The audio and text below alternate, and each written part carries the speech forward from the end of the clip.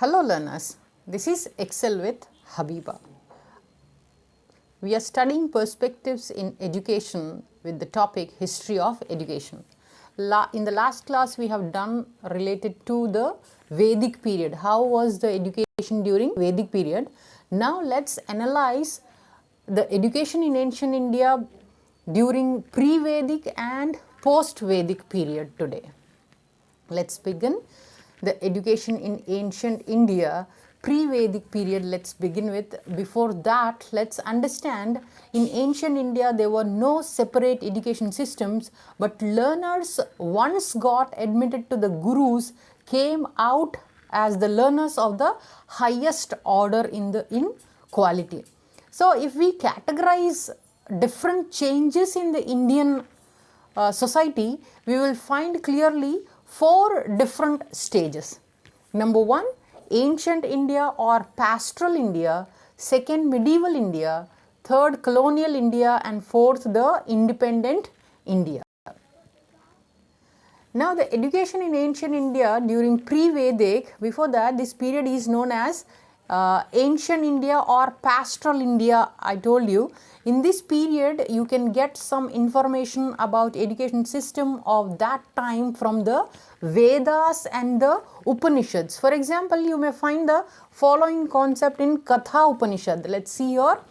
He who is possessed of supreme knowledge by concentration of mind must have his senses under control like spirited steeds controlled by a charioteer. Thus it was considered that education can control concentration of mind and other senses also. In the Vedic age, the central conception of education of the Indians has been that it is source of illumination by giving a correct lead in the various spheres of life. So knowledge was considered as the third eye of the people as per classical Indian tradition, Savidya ya vimukte, that which liberates us is education. Vidya means education, vimukte means liberates, it makes us free.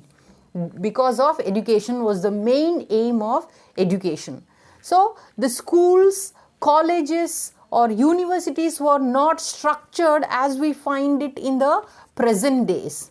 The learned persons or the rishis, secondly, the learned persons or the rishis who lived at a distant place away from the din and bustle of the urban life took the charge of education. So the student had to search for a guru or a teacher. Next, the guru may accept or reject the student. If accepted, the student or the shishya had to live with the guru. Then learning was mainly rote memory, by hearting things. No definite instructional system were there, but the guru generally followed his own teaching method and system. So the mode of instruction was word of mouth. So word of mouth was the instruction here, and then face to face, through word of mouth, through face to face instructional system. Then individual learners' attention was given top priority. Then management of education totally depended on the teacher, and the learner had to follow the guru or the teacher. Now what about the learner's motivation here? Learner's motivation was very important during that time. Once the guru accepted the shishya into his own fold, learning could be taken as granted. So let's sum up here related to pre-Vedic here. In ancient India, both formal and informal ways of education system existed. Indigenous education was imparted at home, in temples, pathshalas, tolls, then chatuspadis and gurukulas. There were people in homes, villages and temples who guided young children in imbibing pious ways of life. Then temples were also the centers of learning and took interest in the promotion of knowledge of our ancient system. Then students went to and universities for higher knowledge. Now we call it as higher education. Now teaching was largely oral and students remembered and meditated upon what was taught in the class. So this is all about pre-Vedic period. Now let's go to the post-Vedic period here. Post-Vedic, that is Brahmic age or Upanishadic period, we call it as this generally the period between 1400 BC to 600 BC. It spread from Rig Vedic period to the beginning of the Buddhism and Jainism. So what was the aim was remained intact to attain salvation, this education here. The place of Guru in society remained intact. No knowledge could come without the assistance from the Guru here. That is the main aim of this post-Vedic education. That is, aim was remained intact to attain salvation. Intact means no change. That was it was continuing. The place of Guru in society also was the same. And also no knowledge could come without the assistance from the Guru also remained the same as it was in pre-Vedic period. Now post-Vedic period, according to the Upanishads, truth alone is the knowledge and the otherworldly knowledge is untruth. Then the worldly knowledge was regarded as ignorance. Whatever worldly knowledge is ignorance, they say. Whatever the truth exists, that is the main important knowledge, source of knowledge, they say. Then Upanishads maintain that one cannot attain salvation through worldly knowledge because through this one becomes involved in illusion, that is Maya, we call it as in our Hindu culture. Then let's see the features of post-Vedic education here. Here number one, Upanayana Sanskar. What is this? Upanayana ceremony was considered necessary for starting education. Upanayana is starting before starting any education, they do this ceremony here. The Upanayana ceremony became so important during the post-Vedic period that it was usually guarded as second birth of the individual. For the Brahmins, this became very important. Brahmins began to be called as Dvij. That means the twice born or born again, that is called Dvij. It was after the Upanayana that a Brahman boy could be called a Dvij. Secondly, what was the role of the teacher here during post-Vedic period? Let's see here. It was believed that during this period, the teacher or guru enjoyed a predominant place not only in his Gurukul but in the entire society. During the Vedic and post-Vedic period, the teacher's place was second to that God only. First God, and then they used to take the teacher as the second God.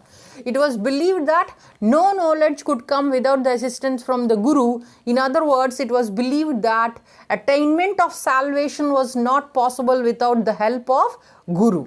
Now thirdly, what was the curriculum here during post-Vedic period? Let's see.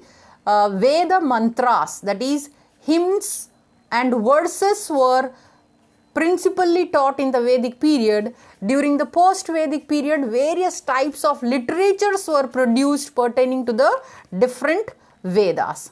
Now it consisted of Vedas, history, Puranas, grammar, mathematics, Brahma Vidya, Nirukti, that is etymological interpretation of words, astronomy, dance, music, etc. Now question answer system prevailed during this period. Through this system, difficult and abstract ideas were made simple. That was about related to curriculum. Now fourth one, daily routine of students. What was the daily routine during post-Vedic period?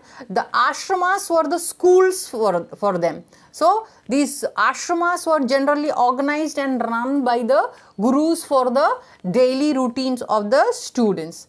Now what are the agencies of education here? Agencies of education, number one, branch or shakha. What is that means? That is originate from Veda later devote to various branches of all the Vedas. That means different versions of Vedas were preserved in various Gurukulas, and the expansions of these branches are not limited to Vedas. So this is related to different versions of Vedas, that is branch or Shakha it is called. Then Charans. According to Panini, only a group of disciples who studied in one branch or Shakwas Charan, that is on the other was individuals who study particular branch of Vedas and form a group. Now that such a group of students is called Charan. Then comes Parishad, that is, that word means all the things expanded on all sides, that is focus on philosophical problems, that is why this life exists, why these problems occur, these are philosophical questions here. So then the fourth one, Gotra or Kula, that is based on family traditions.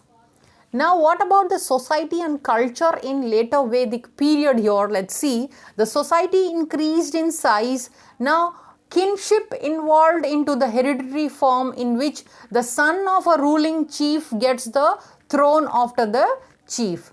Now the caste division of the society also prevailed. Then the Brahmanas were the priestly class who occupied the highest position in the society. Now the Kshatriyas were the warriors. The Vaishyas were the service class like businessmen and peasants. Now the Shudras were the lowest class of people who did jobs like removing garbage, cleaning up, etc. Now what about the Varna system and education in the society now? Now during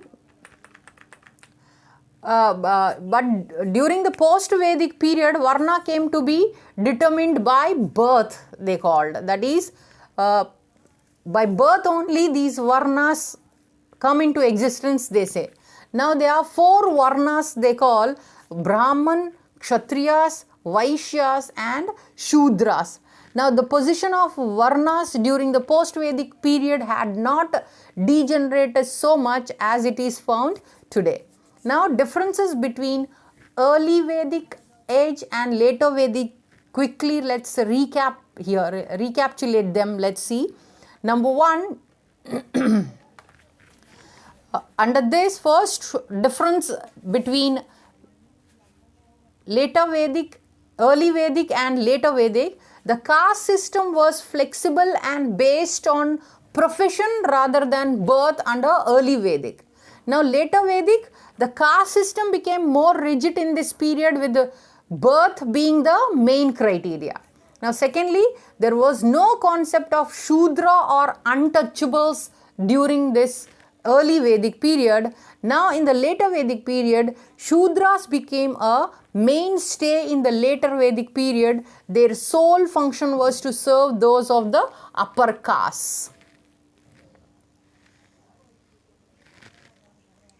Now nextly, women were allowed a greater degree of freedom in this period, early Vedic period. They were allowed to participate in the political process of the time to a certain extent. In the later Vedic period, women were restricted from their participation in society by being relegated to subordinate and docile roles here. Now next difference, kingship was fluid as the king were elected here for a fixed period by the local assembly known as Samiti. Now here in the later Vedic period, as society became more urbanized in this period, the need for stable leadership was realized. Thus the absolute rule of the kings became more and more prominent. Now in the early Vedic society was pastoralist and semi-nomadic in nature, but in later Vedic society became more settled in nature. It became centered around agriculture in general. Now in the early Vedic period, the barter system was more prevalent, with little to no monetary value transaction being part of the exchange. Now, although the barter system was still in practice during later Vedic period, it was largely replaced by the exchange of gold and silver coins known as Krishnala. Now, lastly, Rigveda, this text is cited as the earliest text from this period. Here, in later Vedic period, Yajurveda, Samaveda, Atharvaveda were given importance here. So, this is all about the difference between these periods, Vedic periods. If you like the class, please do like, share, subscribe and comment below. I'll come up with the medieval period in the next class. Until then, happy learning. Thanks for your attention and time.